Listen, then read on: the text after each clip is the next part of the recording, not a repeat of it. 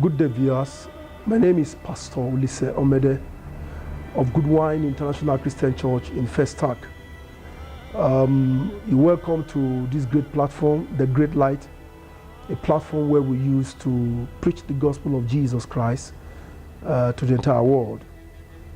This day I have a word for you, and I'm trusting God that through this word you'll be blessed. Today I want to speak to you on the topic, unlocking the earth. In the book of Jeremiah chapter 22 verse 29, Jeremiah 22 verse 29, it talks about, it said, earth, hear the word of the Lord. In other words, the earth that you and I sit on has a lot of things for you and I. But until you know how to open it up, the earth cannot produce for you. In Genesis chapter 1 and chapter 2, after the creation, man fell into sin, and after that sin, God sent man out of the garden.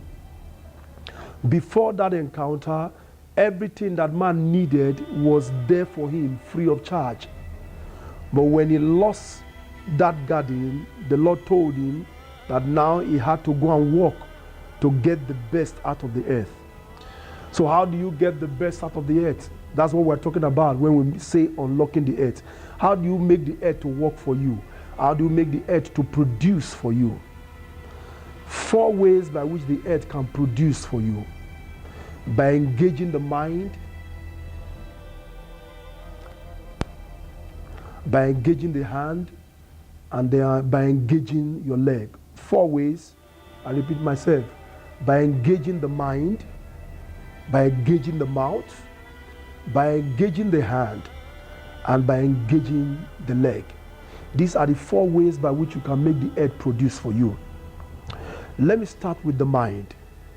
The mind is the center of reasoning, is the center of decision. The mind, in other words, is the place we use for thinking, for innovation, for invention. The reason why Europe and America is ahead of the other part of the world is because they engage their mind. The place of thinking has been used effectively to produce. Today we know of people like Jeff Bezos. We know of Mark Zuckerberg. We know of people like Dangote in our own part of the world here, and so many other people like that. Elumelu, we know of him. We know of so many. Why have these men gone ahead of us? Because they engage the mind. They use the mind. The mind is the center of thinking. When you sit down to think, you can produce things for yourself. Examples we have in the Bible, I will share with you quickly. 2 examples of people who engage their mind. Uzziah and then David. Uzziah and David. In 2 Chronicles chapter 26 verse 15, 2 Chronicles chapter 26 verse 15, the Bible said Uzziah had men who invented machine for fighting. And through this invention, Uzziah became a very great man. He conquered every nation around him, and he became very great. Why? Because the people around him engaged their mind. They used their mind, they were innovative. We also have in 2 Chronicles there, 29 verse 26.